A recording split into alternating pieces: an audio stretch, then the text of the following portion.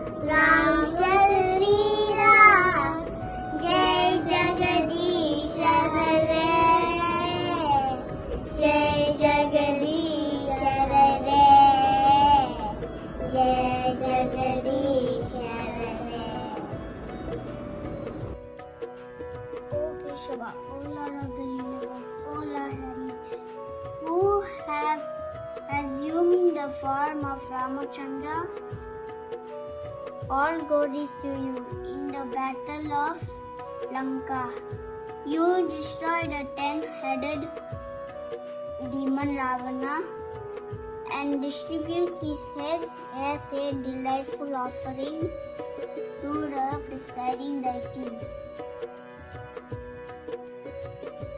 of the 10 directions headed by Indra. This action was long desired by all of them, who were much harassed by this monster. रामातिमूर्तिषु खलानियमेन तिष्ठन् नानावतारमकरो भुवनेषु तिष्ठो कृष्णस्वयं समभवत् परमपुमान्यो गोविन्दमादिपुरुषं तमहं भजामि. I worship Govinda, the primeval Lord, who personally manifested as Krishna, and the different avatars in the world in the forms of Rama, Narasimha, Vamana, etc. as the subjective portions.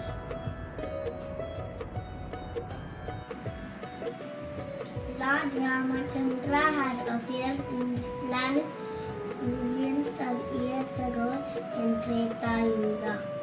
Lord Ramachandra is the full incarnation of 6 appearances: complete wealth, complete strength, complete fame, complete beauty, complete knowledge, complete renunciation. Lord Ramachandra appeared to guide the human being to show by his own example how should human being behave. And he also appeared as a king to show the world by his own example, like the duties of the great king. Lord Ramachandra was absolutely perfect in everything he did for all humanity in the world. So let us meditate on the mercy of Sri Ramachandra, and certainly our divine love of his lotus feet will awaken our hearts, and we will taste the sweetness of the devotion, and then our love of our lives will get great fulfillment of his divine service. Lord Ramachandra's pastimes are revealed in the Vedic scripture called Ramayana, written by Sri Ram.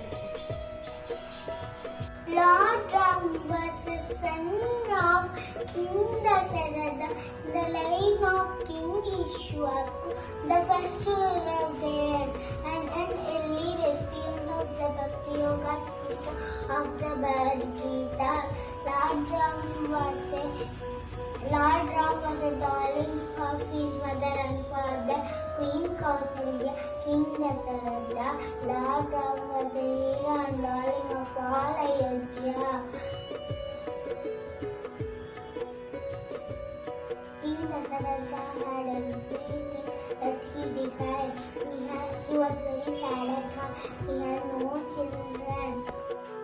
The childless Dasharatha was advised by his family priest Vasishtha to perform a fire sacrifice ceremony to seek the blessings of God for children.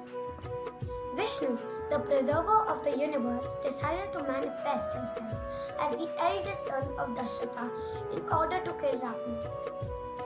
While performing the fire worship ceremony, a majestic figure rose from the sacrificing fire and handed to Dasharatha a bowl of rice pudding, saying, God is pleased with you and has asked you to distribute this rice pudding, payasam, to your wives. They will soon bear your children. The king received the gifts joyfully and distributed the payasam to his 3 queens, Kaushalya, Kaikeyi and Sumitra. Kaushalya, the eldest queen, gave birth to the eldest son, Rama. Bharata, the second son, was born to Kaikeyi. And Sumitra gave birth to the twins, Lakshmana and Shatrugna. Rama's birthday is celebrated now as Rama Navami. In the heavens Gandharvas, heavenly musicians began to sing melodiously. In Ayodhya, the streets quickly became crowded with rejoicing citizens. The city, decorated with colorful flags and garlands, looked beautiful. The fourth princess grew up to be tall, handsome, brave and strong.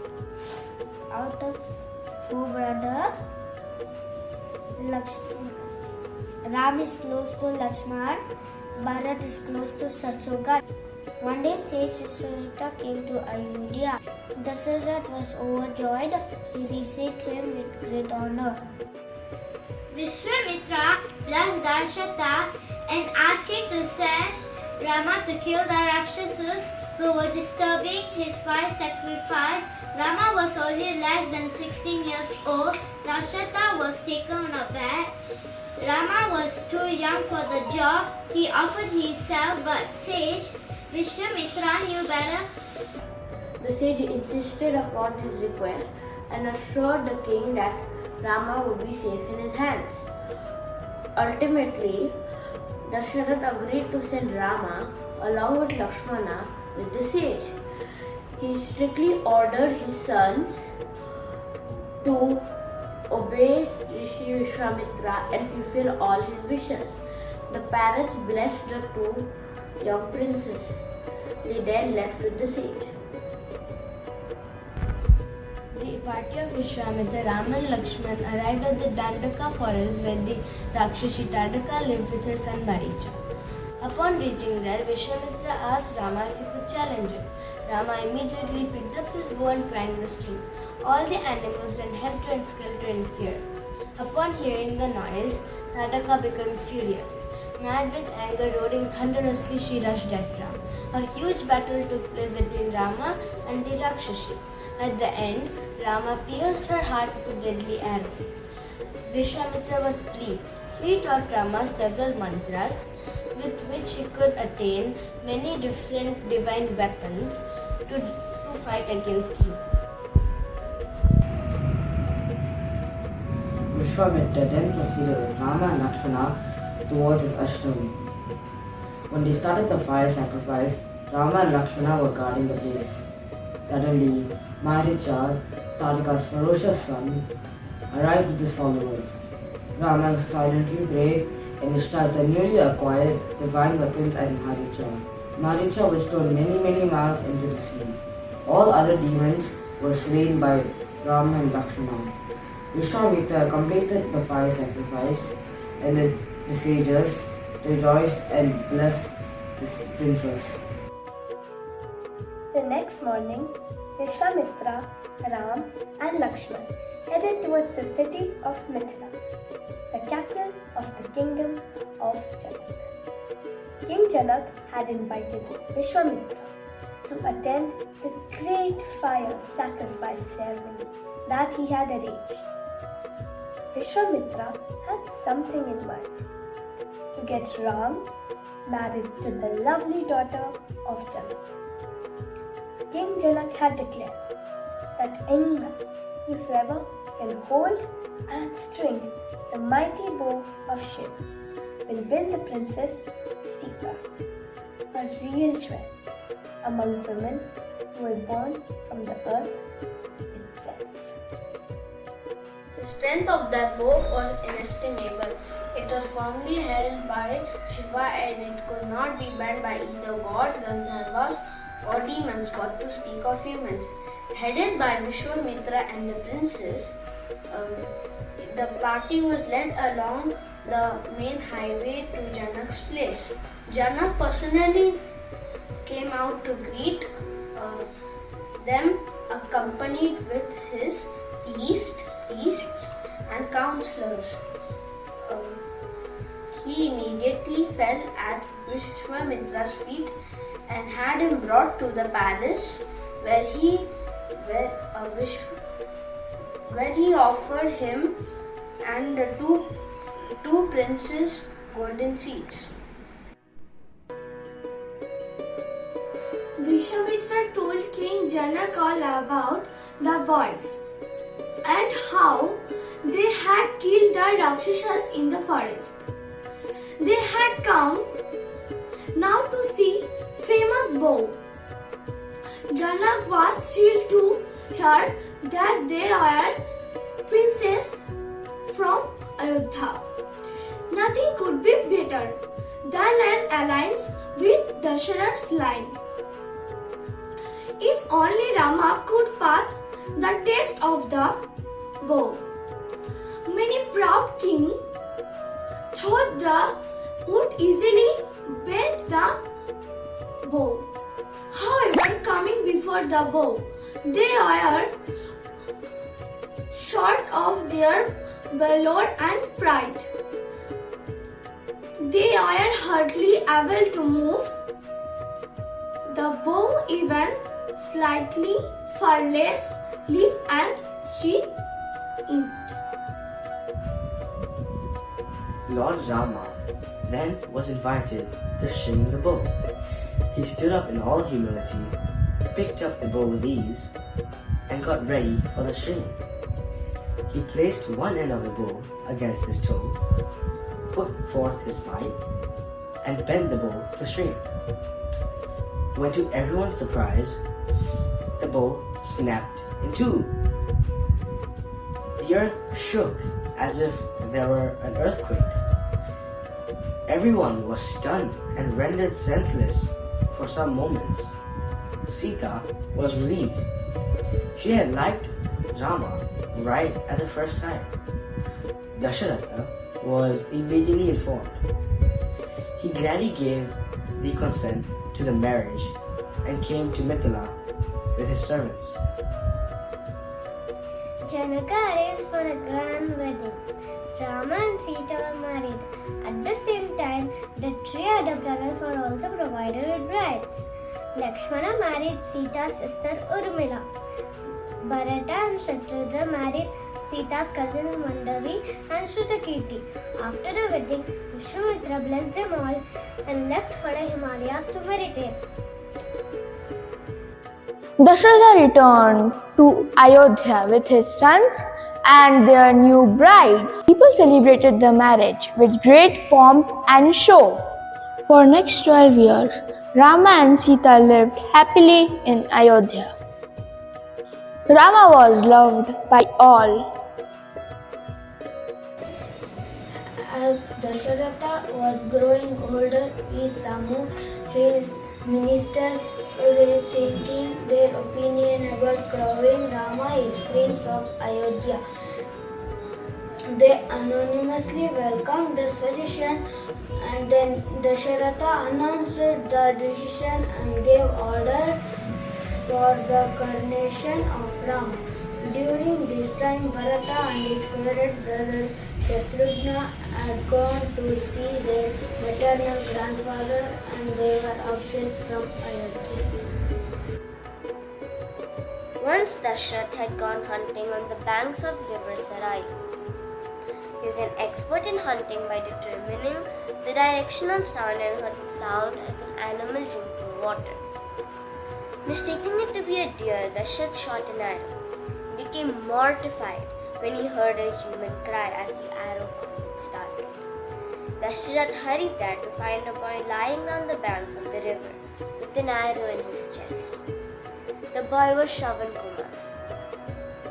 The boy forgave Dashrath for his unintentional act and demanded that Dashrath pull the arrow out of his chest. He also told him to take the pitcher of water to his blind parents, who must have been waiting for him. The boy died. Dashrath approached the blind couple and told them about their son's unfortunate death. The parents, death-stricken, cursed Dashrath. Just as we are dying due to the separation from our beloved son, you too shall have the same fate. Kaikeyi, Bharat's mother, was in the palace rejoicing with the other queens, sharing the happy news with Ram's coronation. She loved Ram as her own son, but her wicked maid, Manthara, was unhappy. Manthara wanted Bharat to be the king, so she told Kaikeyi, "What a fool you are! The king has always loved you more than the other queens, but the moment Ram is crowned, Kaushalya will become all-powerful and she will make you her servant." Mantra was repeatedly gave her poison, suggestion including Kekai heart and mind with suspicious and doubt.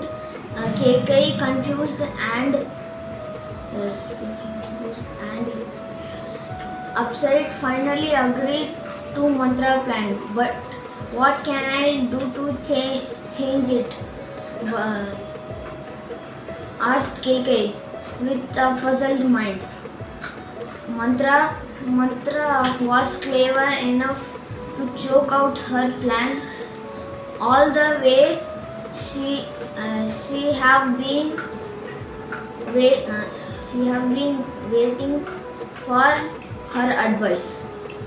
You may recall that long ago when Dashratha was badly wounded in the battlefield while fighting with the Asuras, you saved his life by swiftly diving into his chariot to safety. At that time, Dashratha offered you 2 boons and you said that you would ask for it some other time. Kaikeyi readily remembered. Manthara continued to say that now the time has come to demand for those 2 boons.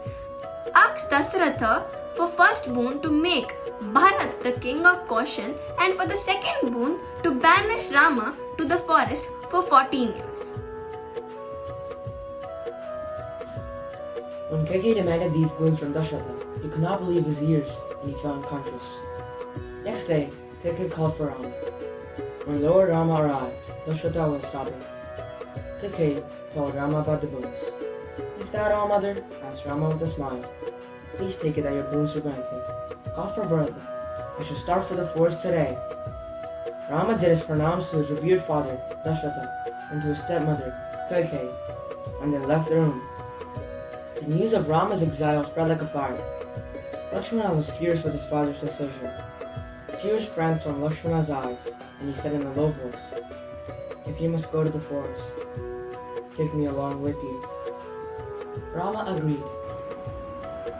Then Rama proceeded to Sita and asked her to stay behind.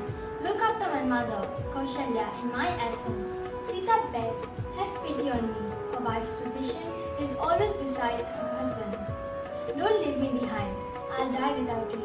At last, Rama permitted Sita to follow him. By that evening, Rama, Sita and Lakshman left Ayodhya on a chariot driven by Sumatra. They were dressed like mendicants, rishis. The people of Ayodhya ran behind the chariot, crying loudly for Ram. By nightfall, they all reached the bank of the river Tamasa. Early the next morning, Rama awoke and told Sumatra, "The people of Ayodhya love us very much, but we have to be on our own. We must lead the life of a hermit as I promised. Let us continue our journey before they all wake up." So, Rama and Lakshmana and Sita, driven by Sumatra, they continued their journey alone.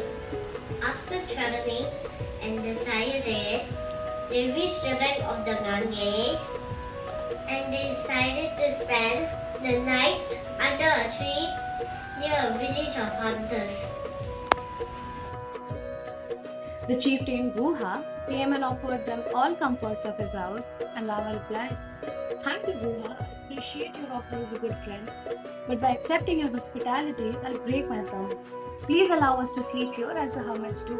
Next morning, the three, Rama, Lakshmana and Sita, said goodbye to Sumatra and Guha and got into a boat to cross the river Ganges.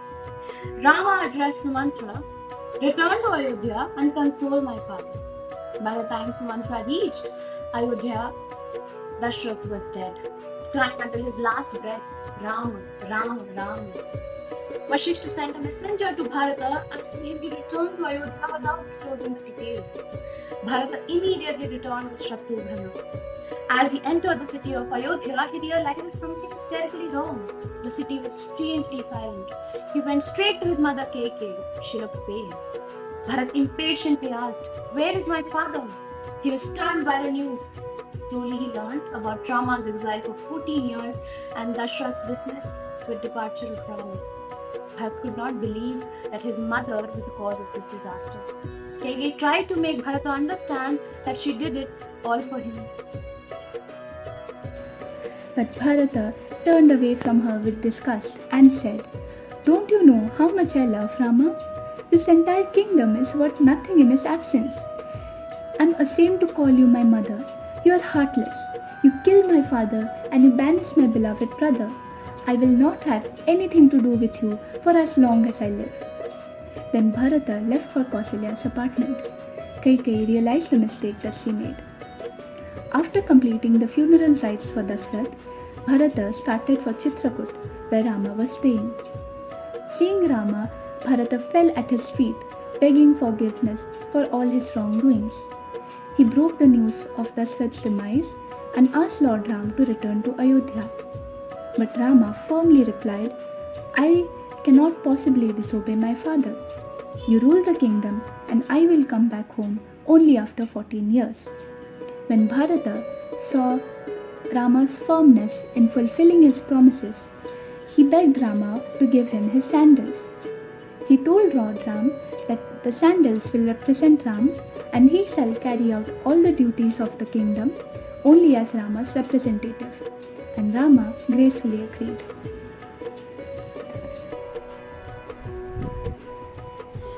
Rama, Lakshmana and Sita then moved to Panchavati on the banks of the Godavari river. It was very beautiful. Rama wanted to stay there for some time. Lakshmana built a hut. Shurpanakha, the sister of the demon king Ravana, was also living in this forest. Ravana was the greatest, strongest Asura king of Lanka. One day, Shurpanakha, as she was walking, she bumped into Rama. She was instantly captured by Rama's beauty and she asked Rama to become her husband. Rama rejected and she went to Lakshmana. Lakshmana rejected. After getting rejected by both of them, she tried to kill Sita. This is when Lakshmana cuts her nose and ears. Then she goes to Kara and Bhushana, her brothers, and she asks help from them. They go to attack Rama and Lakshmana, but Rama and Lakshmana kill them. She was terrified. She flew to Lanka for help from her brother, Ravana. As soon as Ravana heard all the details, especially the detail that Sita is the most beautiful woman in the world, he became interested, and so he desired to abduct Sita. Ravana created a plan and sent Maricha as a golden deer. When Sita saw the deer, she requested Lord Ram to go and catch it for her. Lakshmana warned that the deer may be a demon in disguise, but by then Ram had already started to catch it. Ram hurriedly told Lakshman to look after Sita. Soon after, Ram realized that the deer is a fake one. So he shot his arrow and he hit the deer. Maricha was exposed. But before dying, Maricha imitated Lord Rama's voice and screamed for help. "Oh Lakshman! Oh Sita! Help! Help!" Sita heard the voice and she requested Lakshman to go and save Lord Ram. Lakshmana was hesitant as he was confident that Lord Ram is invincible and the voice was fake. He tried to convince Mother Sita, but she insisted. Finally, Lakshmana agreed. Before leaving, he drew a magic circle with the tip of his arrow around the cottage. He told her that as long as you stay within this line, by the grace of God, you will be safe. Lakshmana hurriedly left in the search of Lord Ram. As long as you stay within the circle, you will be safe with the grace of God, said Lakshmana as he hurriedly left in search of Rama. Ravana was watching all that was happening, and he was glad that his trick had worked. As soon as he found Sita alone, he disguised himself as a hermit, tricked her and kidnapped her. Very soon, Ravana's chariot left the ground and flew over the clouds on way to Lanka. When Lakshmana met Rama, he tried to explain the situation. When both brothers suspected a foul play, they ran towards the cottage. As they feared, Sita is missing. Worried and scared, Rama calls out for her, but she does not answer. Rama continues looking for her, asking the trees, the animals, and even the plants and earth if they have seen her. Rama thinks that bad demons might have taken her. He is scared and upset, thinking where she is and if she is safe. Rama loves Sita very much and promises to find her no matter what. The two twins continued to walk south in search of Sita. They came upon Jatayu, the king of eagle and a friend of Dasharatha, lying on the ground, wounded. Jatayu narrated with great pain. "I saw Ravana abducting Sita. I attacked him. Then Ravana cut my wing and made me helpless." After saying this, Jatayu died on the lap of Rama. Rama and Lakshmana buried Jatayu and moved towards the south. Lord Ram and Lakshman continued their search of Mother Sita. After a long walk, Rama and Lakshman reached the Rishyamukha mountain to meet Sugriva. On seeing Rama and Lakshmana from a distance and not knowing the purpose of their visit, Sugriva sent his close friend Hanuman to find out their identity. Hanuman, disguised as a sage, came to Rama and Lakshman. Brothers told Hanuman of their intention to meet Sugriva because they wanted his help to find Sita. Hanuman realized who they were and came out of his disguise. Then Hanuman introduced the brothers to the Sugriva and narrated the whole incident. Lord Rama helped Sugriva to get the wife and kingdom back from his brother Vali.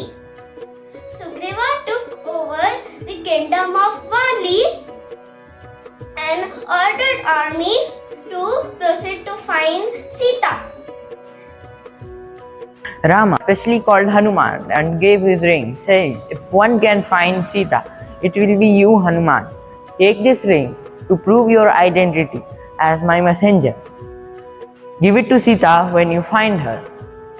Hanuman most respectfully tied the ring in his vest and joined the search party.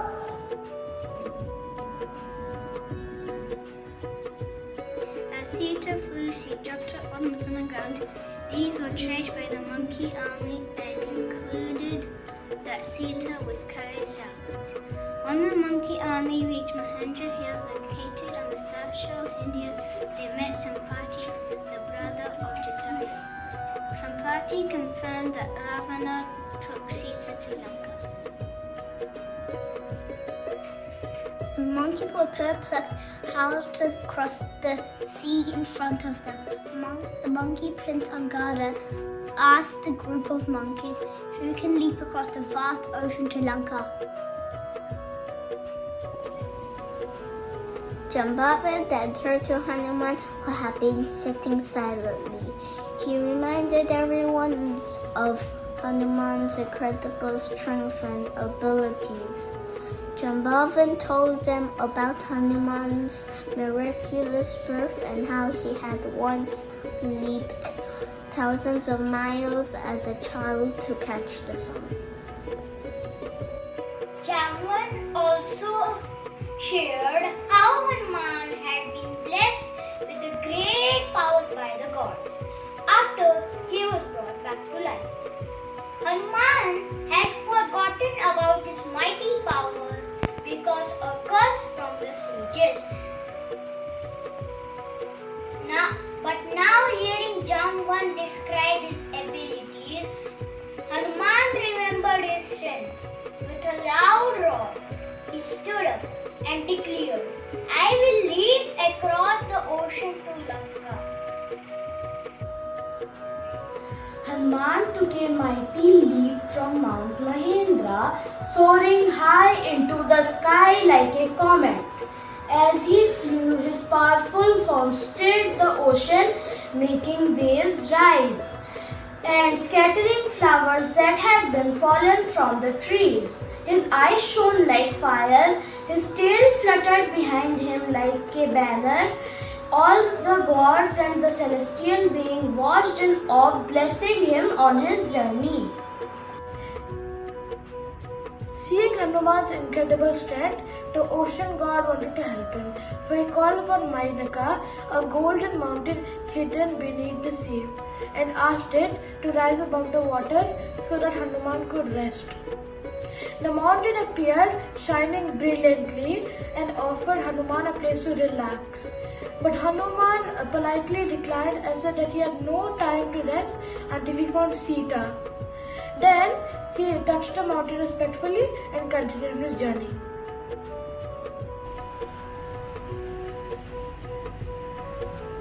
The demigods, wanting to test Hanuman's intelligence, sent Surasa, the mother of Nagas. She took the form of a giant demoness and blocked Hanuman's path, saying he could not pass unless he entered her mouth. Hanuman cleverly outwitted her by growing bigger and bigger, then suddenly shrinking to a tiny size and quickly flying through her mouth before she could react. Surasa was pleased with his wit and blessed him. Next, a demoness named Simhika spotted Hanuman's shadow in the water and tried to drag him down using her magical powers. She had a special ability to pull anything down that flew above the sea. Hanuman quickly realized her trick and attacked her fiercely. He grew large and struck her with immense force and defeated her instantly. After overcoming all these obstacles, Hanuman saw Lanka in the distance. With great speed, he reached the shore of the island and met Mother Sita and asked her to take a ride on his back and return to Ram. She did not agree and said that Lord Rama will come defeat Ravan and take her back with him. Hanuman on his way back was caught by Ravan's soldiers, but he tricked them and burned Lanka. After coming back, he narrated all that had happened to Lord Rama and the others. On an auspicious star, they left from Kishkinda to Mahendra Hill, where Ram faced the same problem, how to cross the ocean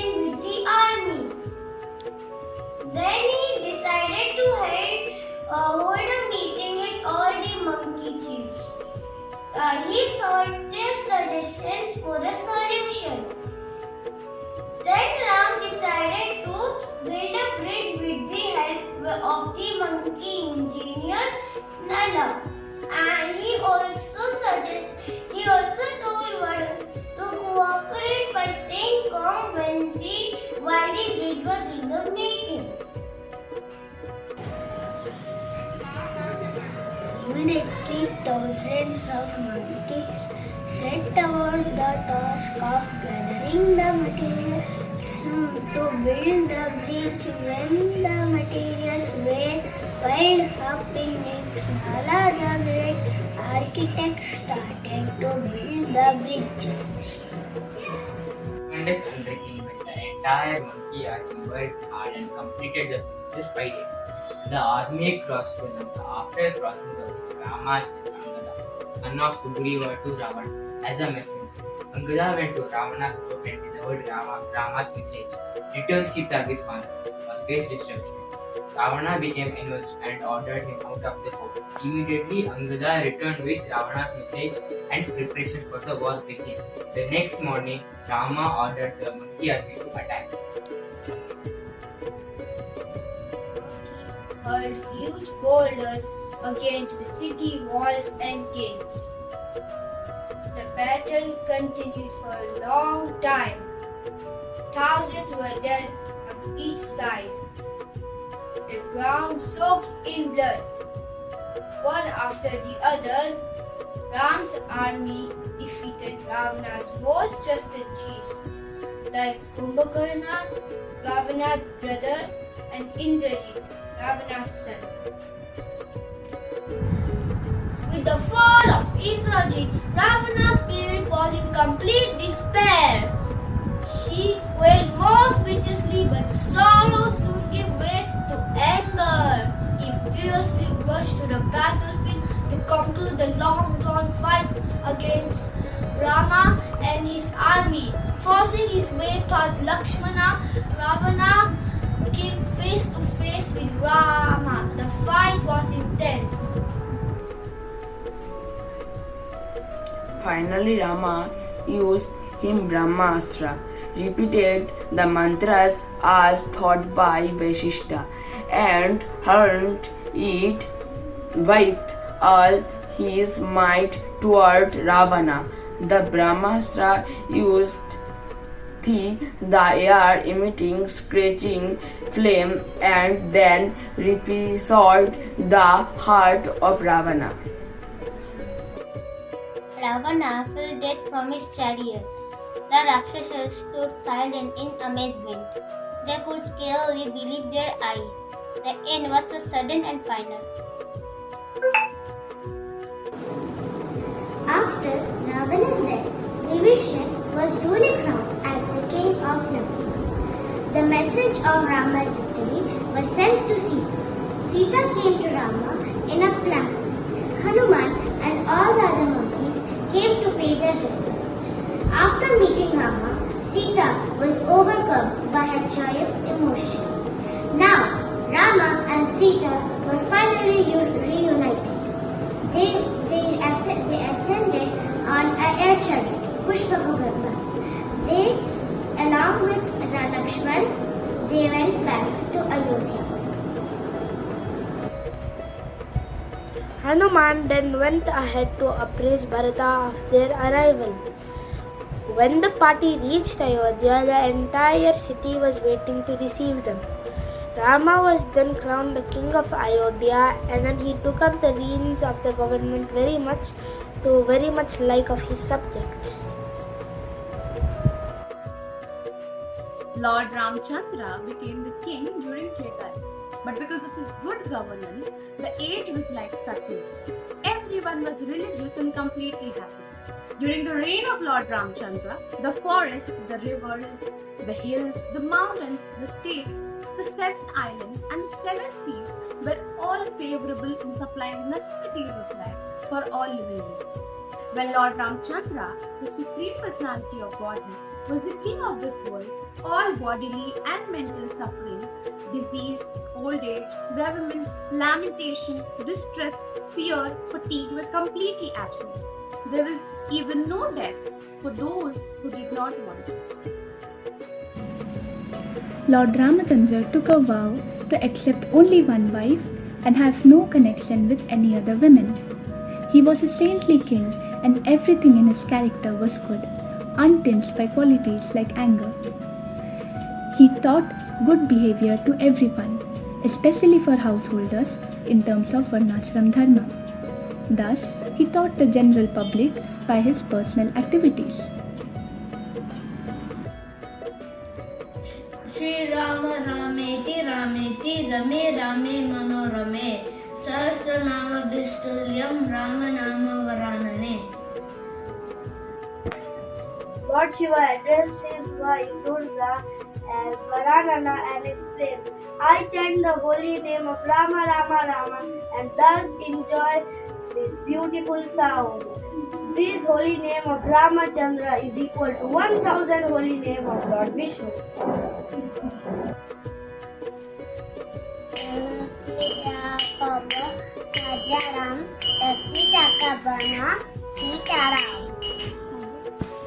Ragupati Raghav Jaram Sita Pavan Sita Ram Raghupati Raghav Raja Ram Patita Pavana Sita Ram Sundara Vigraha Megha Ganga Tulasi Salagram Bhadragirishwara Sitaram Bhagat Jana Priya Sitaram Janaki Ramana Sitaram Jaya Jaya Raghava Sitaram Ragupati Raghava Raja Ram Patita